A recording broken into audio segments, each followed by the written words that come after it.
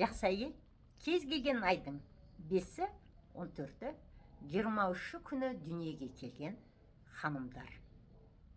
Қазақ бабамыз айтқандай, таудай талап бергенше, бармақтай бақ бер дегендей, бағы жанған жандар.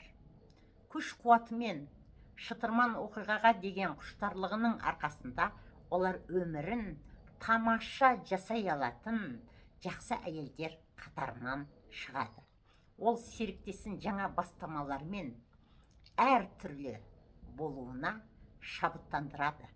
Оның спонтанный аяқ астындағы әрекеті мен оптимизмі ол отбасының өмірін қызықты және құнды етеді.